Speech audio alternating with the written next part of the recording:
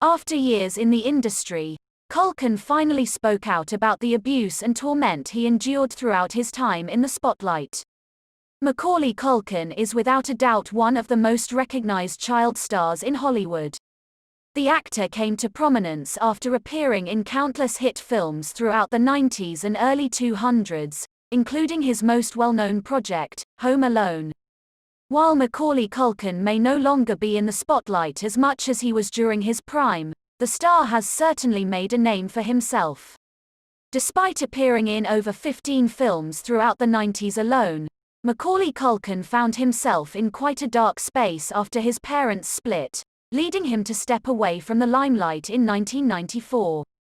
Luckily, the actor returned center stage 4 years later, but things simply weren't the same. After 30 years in Hollywood, Macaulay has certainly been through it all, and fans are curious as to how much he is worth today. Macaulay Culkin, where is he now? There is no denying just how big a star Macaulay Culkin was during his prime. The actor first debuted in 1989 and instantly skyrocketed to international fame and success throughout the 90s.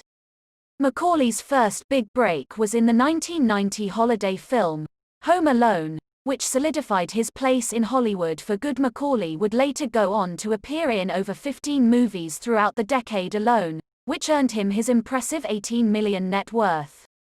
During this time, Culkin's parents split, and a custody battle ensued over Macaulay and his 6 siblings. This was quite a lot for a 14-year-old to go through, which has impacted the actor in many ways.